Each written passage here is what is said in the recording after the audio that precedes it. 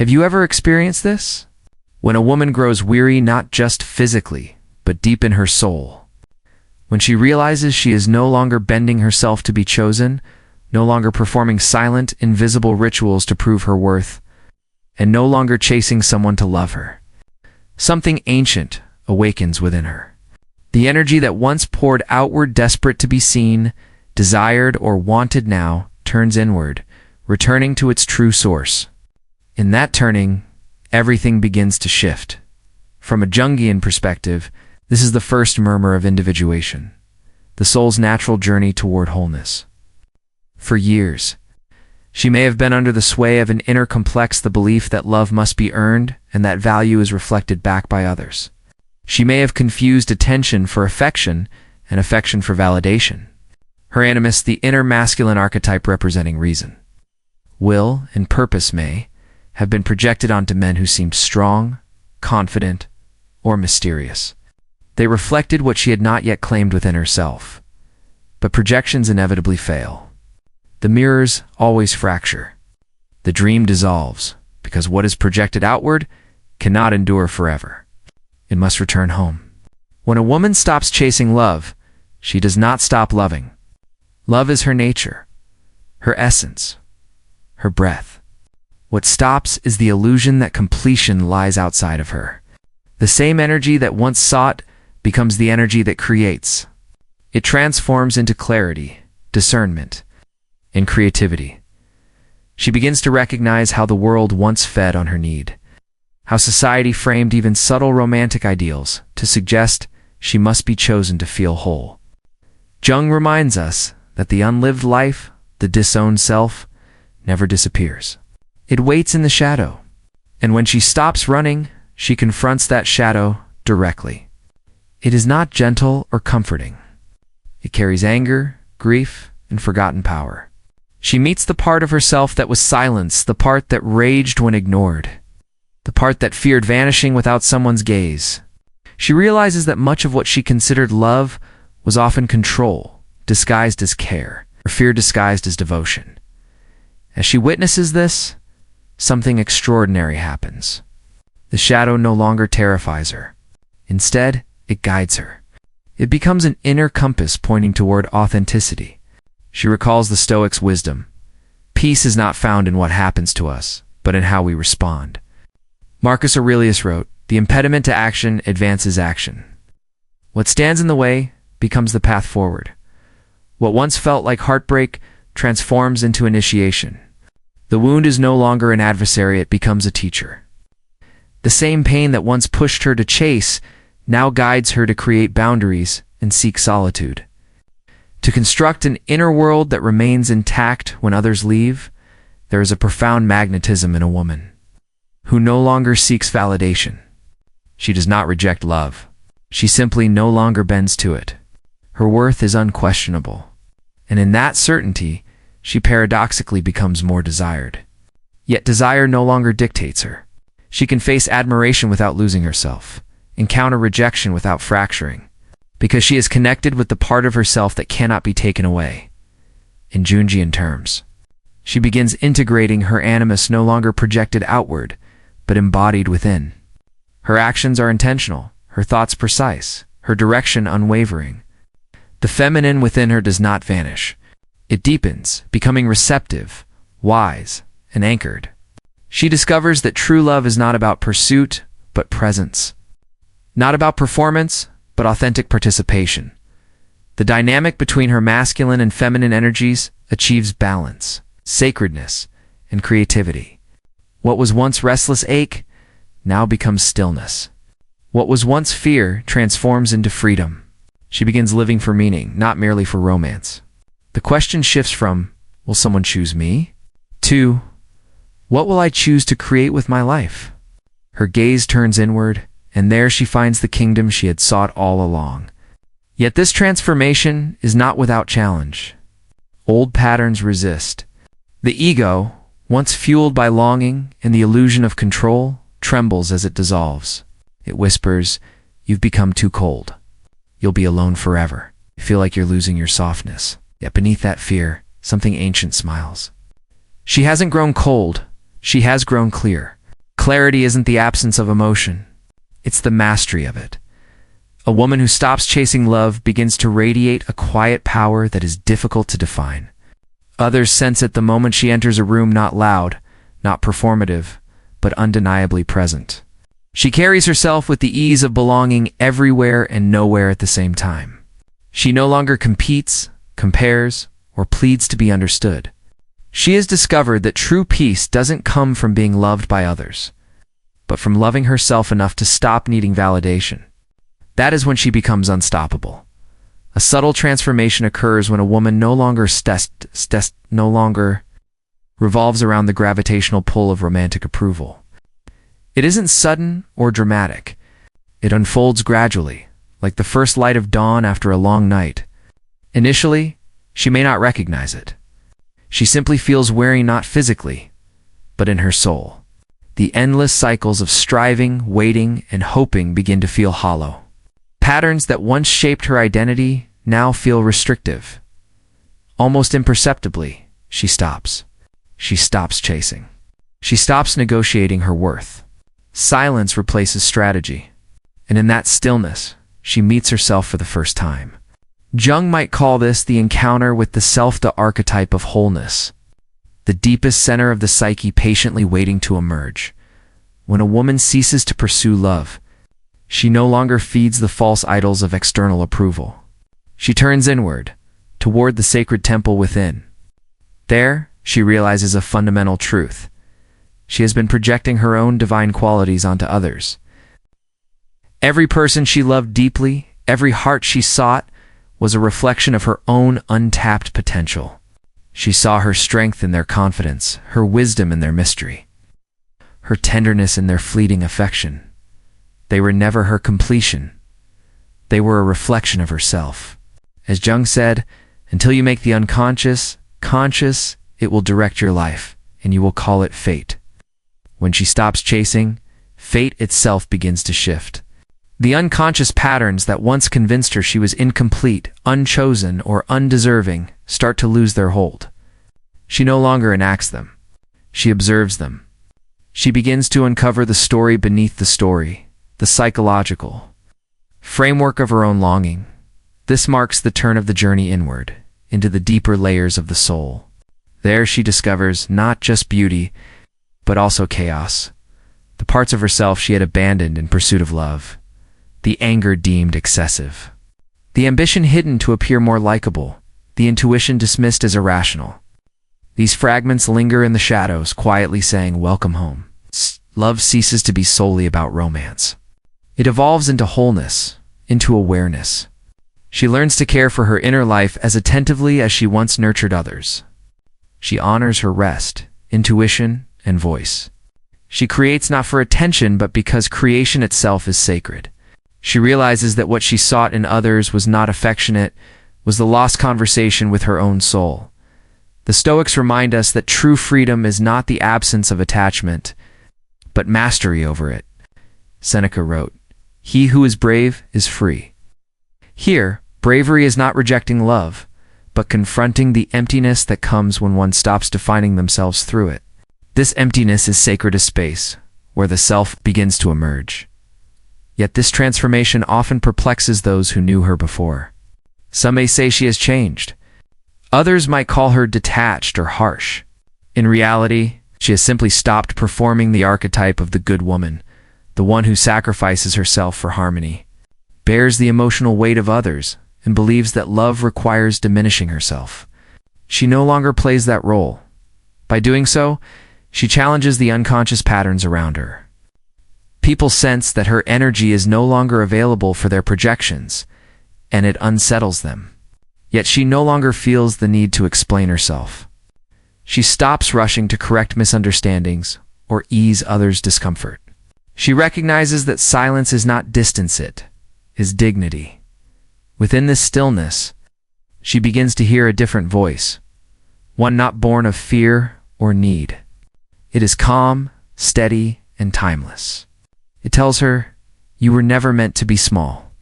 You were never meant to chase what is already yours, and what belongs to others cannot be taken." This is the sovereignty that arises from self-knowledge, the quiet confidence of a woman who understands that love, like light, radiates outward only when it first burns within. In Jung's symbolic terms, she begins to embody the archetype of the self-realized feminine, not the maiden who waits, not the lover who chases, but the queen who creates. She becomes the axis around which her world turns, not through force, but through balance. Her outer life mirrors her inner order. Relationships shift. Careers evolve. Her sense of purpose deepens. She becomes less reactive and more intuitive. She no longer seeks intensity to feel alive. She has discovered both aliveness and stillness. The unstoppable part of her is not aggression, it is presence itself.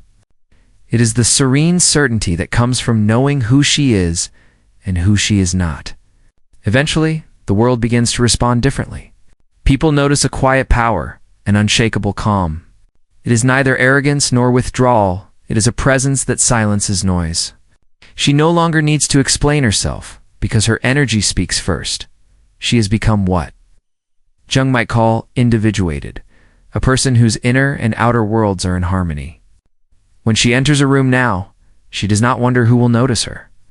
She observes, reading the room with an intuitive clarity that once eluded her because she was too busy seeking approval. Now, her perception serves as her ally. What was once her greatest vulnerability, her sensitivity, has evolved into discernment. She no longer confuses chemistry with connection or intensity with intimacy. The men she once found irresistible now appear transparent, not because they changed, but because her awareness has. Her unconscious projections have dissolved and the veil has lifted. Yet this clarity carries a subtle melancholy. When illusions fade, silence follows. She begins to see the world as it is, rather than as she wished it to be. This is the Jungian Nightsea journey, the soul passing through darkness, not as punishment, but as purification. Her ego mourns the loss of fantasy, while her deeper self whispers, "This is freedom." Raw, quiet, and unpolished. The space between who you were and who you are becoming. Sometimes it feels like nothing is happening, yet beneath the surface, profound change unfolds. Jung called this the alchemy of transformation. The base metal of suffering is transmuted into gold through consciousness. What once broke her now refines her. What once defined her now dissolves into wisdom. She begins to discern the subtle distinction between loneliness and solitude. Loneliness is the craving for external validation, while solitude is the sanctuary of the soul. In this solitude, she cherishes her own company. She reads, walks, creates, and learns to listen, not only to her thoughts, but to what lies beneath them. She realizes her worth is not negotiable. It is constant. The Stoics recognized a similar peace. Epictetus taught that freedom arises when we release dependence on what we cannot control. She now sees how much of her life was governed by yearning for love, recognition, certainty. Yet the moment she lets go, everything she truly needs begins to flow toward her, not through demand, but because her energy no longer repels it with fear. A paradox emerges. When a woman stops chasing love, love finds her in unexpected ways through art, through friendship, and through the quiet joy of simply being alive. She begins to understand love not as possession, but as an expression, something she offers freely because it no longer drains her. Her heart reopens, but this time with boundaries that honor her inner self. She recognizes that saying no is an act of love, a way to protect the sacred space of her growth. This transformation softens her not into submission, but into compassion. She no longer holds resentment toward those who once caused her pain. Instead, she sees their suffering for what it was, unconscious shadows expressing their own wounds, as Jung said. The meeting of two personalities is like the contact of two chemical substances. If there is any reaction, both are transformed. Every heartbreak, every rejection, every moment of pursuit has been a reaction that shaped her. Nothing was wasted. Over time, she reconnects with her purpose, not out of a desire to prove herself, but as a natural unfolding, like water following its course. She no longer aims to impress. She aims to express And that distinction changes everything. Her work, her voice, her relationships, they all begin to align with her inner truth. Many mistake this for detachment, but it is the opposite. It is being fully present without needing to control outcomes. She can now love deeply because she does not fear loss. She can give freely because she no longer depends on receiving. She has become what Jung described as whole, not perfect. Her resilience is not in avoiding hurt. She can still feel pain, but it no longer defines her. Her strength lies in refusing to abandon herself in its presence. She has mastered the art of returning to herself, a form of magic the world cannot take. There comes a moment in every woman's awakening when she realizes she no longer seeks to be understood, she seeks to be true. This marks the quiet revolution following her withdrawal from the chase. For years, her energy flowed outward, striving to be chosen, seen, and understood. Now, her focus turns inward. She no longer exists to fit into someone else's narrative. She writes her own. This inward shift is not selfishness, it is psychological integration. As Jung noted, individuation is not about achieving perfection, but about becoming whole. Wholeness emerges when one reconciles the opposites within. Light and shadow, gentleness and intensity, dependence and independence all must coexist. When a woman stops pursuing love externally, she ceases to fracture herself. She embraces contradiction without guilt. She can be both tender and strong, nurturing and assertive, loving yet unattached. Her emotional life shifts from reaction to reflection. Instead of asking, "Why did he leave?" she considers, "What part of me sought outside what I hadn't yet cultivated within?" This is not self-blame. It is self-awareness. It is the moment she recognizes that every love story acted as a mirror and every heartbreak served as a guide. Gradually, the fear of solitude transforms into the calm of belonging to oneself. She understands that being alone does not mean lacking connection, but experiencing the presence of self. She becomes aware of her emotional survival patterns, the ways she adapted to avoid rejection, the masks she wore for safety. And when those masks are removed, the woman beneath finally breathes. The Stoics might call this a return to a self-governed life, where inner peace relies solely on one's own state of mind. Marcus Aurelius wrote, "You have power over your mind, not outside events. Realize this, and you will find strength." That understanding now grounds her. She no longer drifts with the tides of others' emotions. She becomes the shore. Yet this transformation does not extinguish her desire for love, it refines it. Love flows from abundance, not emptiness. She does not chase because she no longer needs to. Her heart is no longer a vessel seeking. It overflows with its own light. From this place, love transforms into devotion without dependency, giving without depletion, and intimacy without losing oneself. In Jungian terms, she has integrated her animus, the inner masculine principle of focus, structure, and sovereignty. This integration enables her to hold herself in the way she once wished to be held. She no longer relies on someone else to create her sense of safety, because she has cultivated it within herself. She no longer seeks completion elsewhere, as she is connected with her own other half. Her feminine no longer fears her masculine. They now coexist in balance, fluidity, and sacred harmony. The animus provides direction, while her feminine essence, her anima, offers intuition. Together, they generate a harmony that once seemed unattainable. She becomes, as Jung described, a vessel for the union of opposites, the sacred marriage of the psyche, from which creation emerges. At this stage, many women begin to channel their energy into art, businesses, movements, or communities. They pour into the world what they once gave to others, creating from a place of generativity rather than performance. The love that once pursued now builds, heals, and transforms. The world may not always recognize her evolution. Some may call her different, distant, or intense. Yet these judgments no longer sway her. She understands that fear often arises in those who cannot possess what is free. Her freedom is not rebellion, is alignment. It's a natural state of a woman who remembers her divinity. The unstoppable force she embodies is quiet yet undeniable. It does not demand attention, but radiates from a deep knowing. She is already whole, sovereign over her illusions rather than over others. Her beauty is now in her presence, her value in choosing herself repeatedly. In this repeated self-choosing, something extraordinary unfolds. Life mirrors her wholeness.